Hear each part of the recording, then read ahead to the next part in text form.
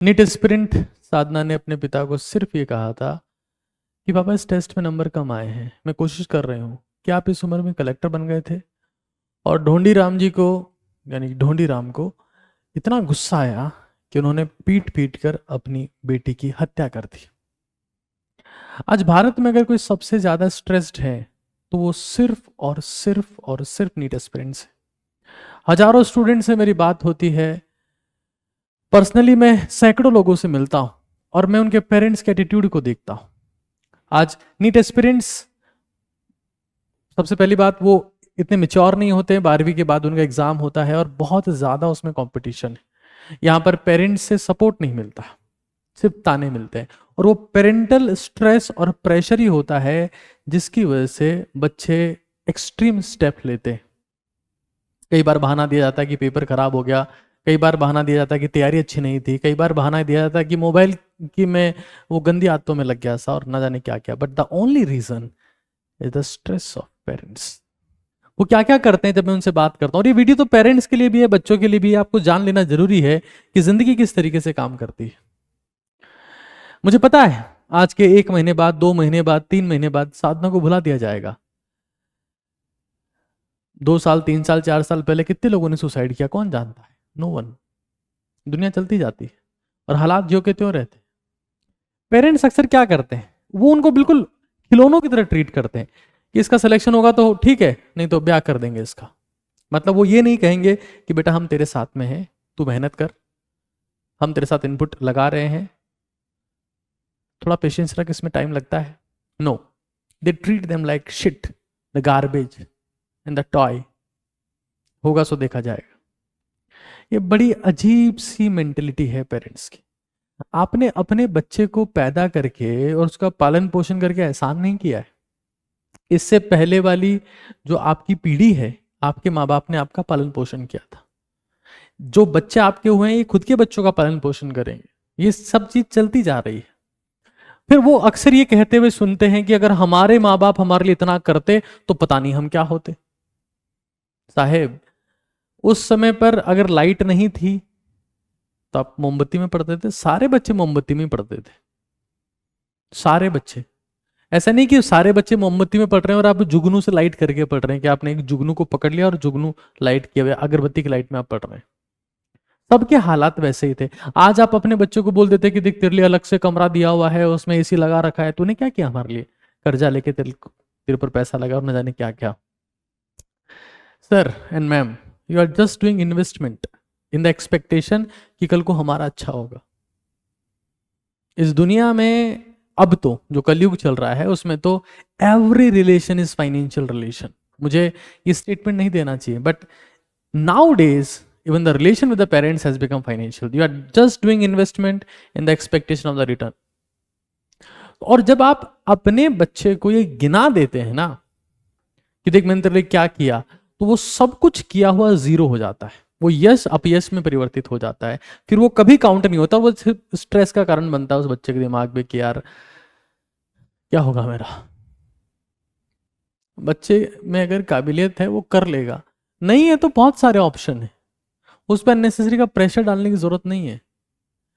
अब ये पूरा परिवार खत्म हो चुका है। साधना की मां ने पुलिस में जाके शिकायत की है। 92% थे इसके 10th क्लास में।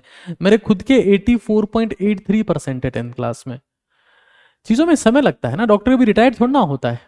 और मैं देखता हूं ना, जो पेरेंट्स बेसिकली टीचर्स हैं या बैंकर्स हैं, वो तो अलग ही लेवल का प्रेशर रखते हैं बच्चे को, और अलग ही लेवल का, उनकी अलग कैलकुलेशन चल रही होती है। अब थोड़ा रिलैक्स रहो। फिर बच्चा क्या करता है ना, वो बस वो एक ही बात सुनता है पेरेंट्स से कि पढ़ पढ़ पढ़ पढ़ पढ़ पढ़, सुबह से शाम तक पढ़ता रहे। फिर वो मेंटल हेल्थ को भूल जाता है। आजकल के बच्चे मुस्कुराना भूल गए। मैं अपनी क्लास जब लेता हूं तो मैं पूरा ऐसा माहौल रखता हूं कि भाई जिंदगी की कोई टेंशन लेनी, सब हंसी मजाक में रहते हैं। लेकिन पता नहीं अजीब जनरेशन आ गई है कोविड के बाद। दे आर वेरी स्ट्रेस्ड, और वो स्ट्रेस का रीजन कहीं ना कहीं पेरेंट्स से आ रहा है। और फिर वो बच्चे भी एक ब्लेम गेम खेलने लगते हैं कि टीचर्स की वजह से नहीं हुआ या पेरेंट्स ने हमको बर्बाद कर दिया। कोई रियलिस्टिक बात ही नहीं कर रहा है कि मेंटल हेल्थ का कैसे ध्यान रखना है, पढ़ना कैसे है, कब डिसीजन चेंज करना है। नथिंग, ब्लेम गेम चल रहा है। Stress stress stress, frustration frustration frustration, और बच्चे खत्म हो रहे हैं। फिर एक आखिरी बच्चा कुछ काम पेरेंट्स ये कर देते हैं कि उनको कंपेयर कर देते हैं कि देख तुम्हारे पड़ोसी को देखो, अरे तो बच्चा आपका है, उसमें अगर काबिलियत कम है तो पड़ोसी से कंपेयर क्यों कर रहे हैं उसे? ये तो आप खुद की इंसल्ट कर रहे हैं भाई। एक कार मार्केट में है, दूसरी कार मार्केट में है, ये वाली कार अच्छी है, वो वाली कार खराब है, तो दिक्कत कारखाने में है, कार को क्यों कंपेयर कर रहे हैं आप? तो ये केस आ गया है, बाहर आ गया है। बहुत सारे केस ऐसे हैं जो दुनिया में कभी बाहर नहीं आते, और वो ऐसी अनसुनी कहानियां दबकर रह जाती है। तो मेरी माँ बाप से हाथ जोड़कर विनती है, देखो मैं हमेशा कहता रहा हूं कि कुछ अल्फाज खंजर से भी गहरे जख्म देते हैं, और उसमें वो आपके ही शब्द होते हैं। आपका बच्चा कंपटीशन से, अपने दोस्तों से, एग्जाम के टफ आने से नहीं डरता है, वो डरता है आपके शब्दों से। एक कहावत है ना कि कौन सबसे गहरा घाव पैदा करता है, तीर, चाकू, हाँ, त्रिशूल, खंजर, सब आपस में बहस कर रहे थे और शब्द पीछे पीछे मुस्कुरा रहे थे। वो शब्द पेरेंट्स के होते हैं जो सबसे गहरे घाव पैदा करते हैं, और वो जख्म कभी नहीं भर पाते, कभी भी नहीं, उसके दिमाग में हमेशा रहते हैं। और यहाँ तो कुछ लिमिट ही क्रॉस हो गई। तो जितने भी पेरेंट्स हैं भाई, या तो आप अपने बच्चे को साफ बोल दो कि हम आप में इन्वेस्टमेंट नहीं करेंगे, हम आपको तैयारी नहीं करवाएंगे, हम आपके ऊपर कोई सेक्रीफाइस नहीं करेंगे। और अगर कर रहे हो तो प्लीज उनको काउंट मत करवाओ, they are in the extreme stressed. और एक और चीज, बच्चों को भी मैं साफ बात बता देना चाहता हूं, है ना, वन डायरेक्शन होने की जरूरत नहीं है। अगर आप अपने पेरेंट्स के इन्वेस्टमेंट को जस्टिफाई कर सकते हो, वास्तव में मेहनत कर सकते हो, तो उनको साफ साफ कहो कि हाँ मेरे ऊपर इन्वेस्टमेंट करो, मैं मेहनत कर रहा हूं। और नहीं कर सकते हो तो साफ मना कर दो, आप भी मेहनत करके उनके ऊपर एहसान नहीं कर रहे हो। If they are doing something for you, तो आपको भी कुछ करना है। तो जब बातें झूठी हो जाती है ना, कि पेरेंट्स कुछ कह रहे हैं, आप कुछ कह रहे हो, तब ये सब चीजें कोलैप्स होती है। तो भाई मैं यही कहूंगा दैट अपनी मेंटल हेल्थ को सबसे ऊपर रखो। अब ये बच्ची कह रही थी कि पापा आप कलेक्टर बन गए थे क्या इस एज में? देखो, कलेक्टर वलेक्टर बनना कोई बड़ी बात नहीं है। इट इज ऑल अबाउट कि जिंदगी आपको मिली है, इसको जियो। हमारे देश में ही सिर्फ कलेक्टर हैं, बाकी और 200 देश हैं, उनमें इंसान नहीं रहते, वो कुछ नहीं कर रहे, मतलब कलेक्टर बनना सब कुछ होता है। हमारी इंडियन सोसाइटी बहुत ही संकीर्ण मानसिकता के साथ में जीती है, बहुत ही नैरो माइंडेड है सब कुछ यहाँ पर। तो मुझे बहुत बहुत बहुत अफसोस होता है कि आजकल के पेरेंट्स बड़े अजीब हो, दे वांट इंस्टेंट। और बच्चे भी ऐसे ही हैं, सबको 30 सेकंड में रिजल्ट चाहिए, सबको 30 सेकंड में रिजल्ट चाहिए, किसी में पेशेंस नहीं बचा। ये सब पेशेंस की कमी तो है। हमारे समाज में आज बदतमीजी बढ़ती जा रही है, हमारे समाज में टॉक्सिसिटी बढ़ती जा रही है, गालियां खुलेआम हो चुकी है, हर चीज हमारे समाज में एक्सट्रीम पर है।